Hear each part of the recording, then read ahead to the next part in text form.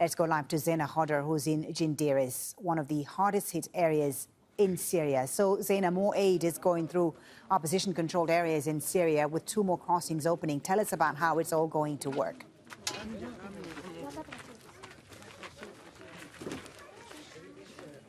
Well, there is desperation on the ground. We are in Jindires, one of the hardest hit areas in northern Syria. In this town alone, more than 1,100 people were killed. The whole neighborhood now reduced to rubble. People here say that they've lost their family members, neighbors.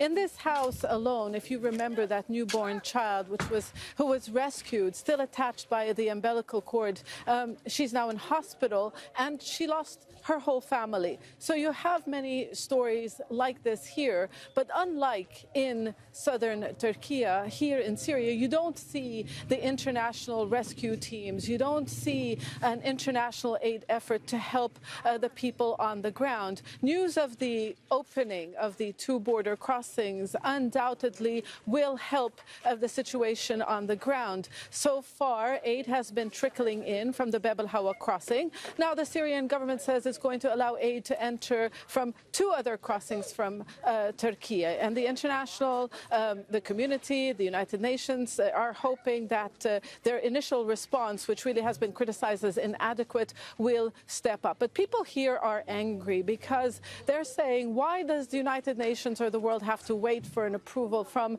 the Syrian President Bashar al-Assad? As you know, people here do not consider him a legitimate leader, but a brutal dictator who killed tens of thousands, if not hundreds of thousands of people during the course of the war. They were hoping that the international community would just use those routes without his approval. And the fear here is that what Bashar al-Assad is trying to do is gain political legitimacy by showing that he is still in charge. So you have that anger, and at the same time, you also have a lot of frustration. People here feel that they were abandoned by the international community.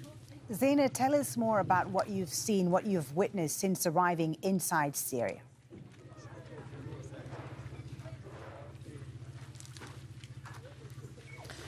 Well, poverty, years of war, displacement camps, really scars of war that haven't been healed. Before the earthquake, people were struggling to survive. After the earthquake, they're still struggling to survive. This is really a forgotten part or a forgotten corner of Syria.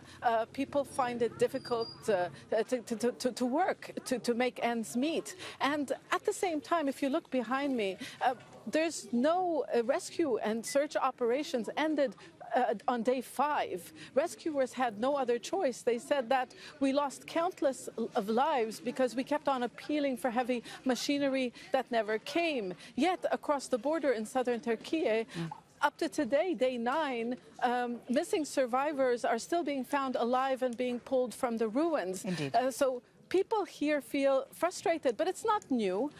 Ever since we've been covering this conflict and visiting these areas, we've heard this time and time again.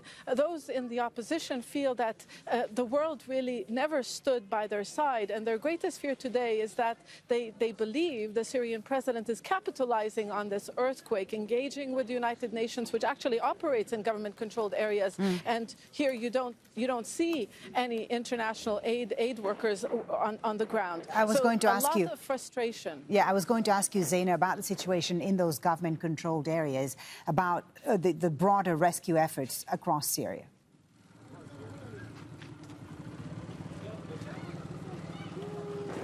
Well, yeah, since the aftermath of that earthquakes,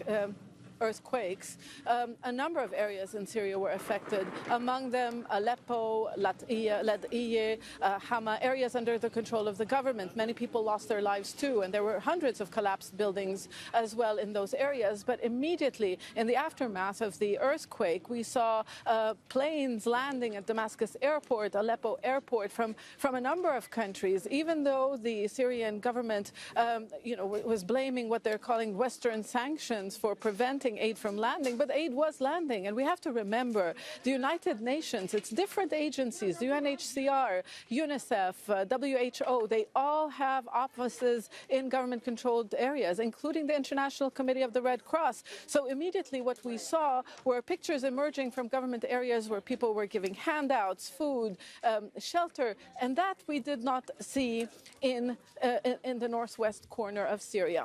So the hope here is that the international aid effort will step up. I mean, the United Nations even acknowledged that they failed the Syrian people. The head of the UN aid chief, that is what he said. But I can tell you, people here believe those are just empty words. Zeina, thank you very much for bringing us the latest there from Jindires, which is one of the hardest hit areas inside Syria.